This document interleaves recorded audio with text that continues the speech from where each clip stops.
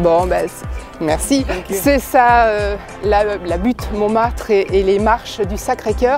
On arrive à peu près au milieu de l'émission et au milieu de l'ascension de ces fameuses marches qui nous amènent à la basilique. Vous avez vu, la princesse Altermate a énormément de choses à dire, c'est une femme à poigne.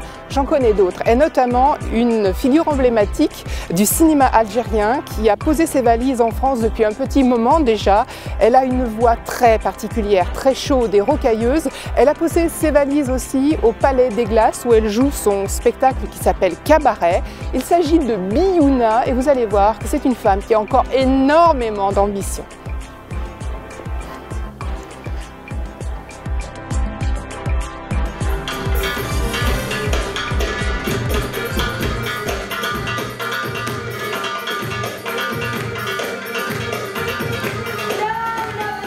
J'ai rêvé de Dallas. Zama, mon amant, c'était JR. Et j'étais la Soul Hélène. Je suis issue de famille d'artistes. Ma sœur, c'était une grande diva de la chanson, c'était une soprano, Faiza Al-Jazairiya. Et mon oncle, Cheikh Mahmoud, c'est un des chiours qui chantait l'Andalous. Et ma mère et mes tantes, elles étaient 4 sœurs. Elles étaient artistes malgré elles. Et voilà, et moi j'ai commencé à l'âge de 14 ans en tant que danseuse. Il y a eu une rencontre avec le cinéma parce que je connaissais un régisseur qui s'appelait Hanid Hannachi. Et il m'a dit, Biouna, tu n'as rien à faire aujourd'hui? Je lui ai dit non. Il m'a dit, alors, viens assister à un tournage. Ah, je lui ai dit, j'aimerais bien. J'ai assisté à ce tournage dont le feuilleton, j'ai été connue.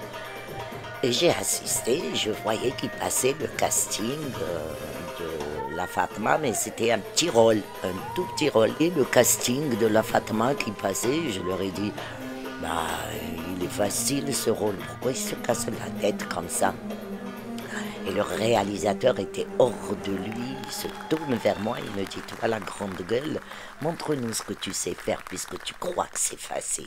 Parce que l'Algérie et la France, ils me font rappeler un couple divorcé, mais qui continue à s'aimer. Et quand la vie est très dure l'un sans l'autre, alors ils décident de se remarier, mais ils refusent de s'embrasser parce qu'ils ne sont pas encore mariés, ils n'ont pas fait le halal. Chirac, Chirac, dans nos Vesa. Chirac, Chirac, dans nos Vesa. Chirac, Chirac, dans nos Vesa. Chirac, Chirac, ah oui, le visa, il me dit.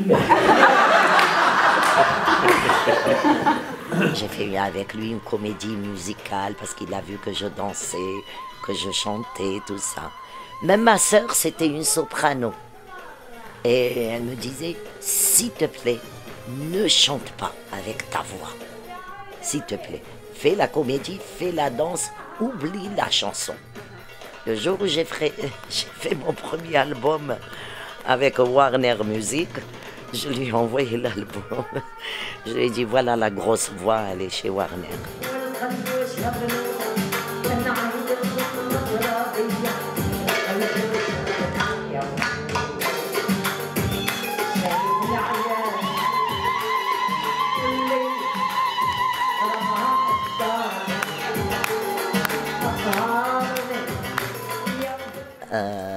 Pendant la décennie noire, j'étais en Algérie.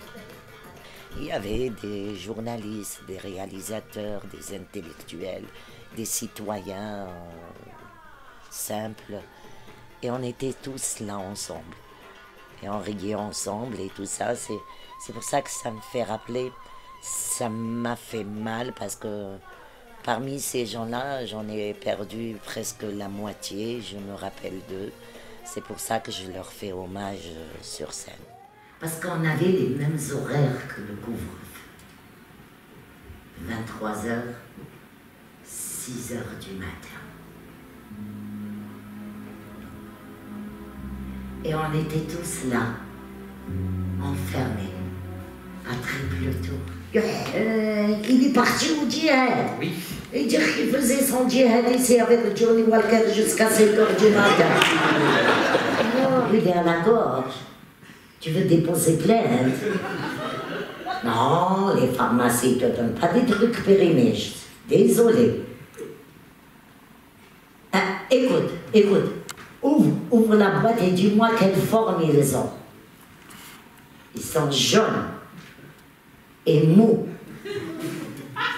et pointus. Comme une fusée. Richard Ben Mersoula, il monte. Tu vois les ronds, ils descendent. Et les autres, ils montent. Mon agent m'a appelé, Sophie Barois, et elle me dit Rachid Bouchareb, tu as rendez-vous avec lui. Et moi j'aime beaucoup ce réalisateur, je le respecte beaucoup. Et il me propose de faire un film avec lui, dont je suis la mère de Omar Sy. Et ça m'a plu.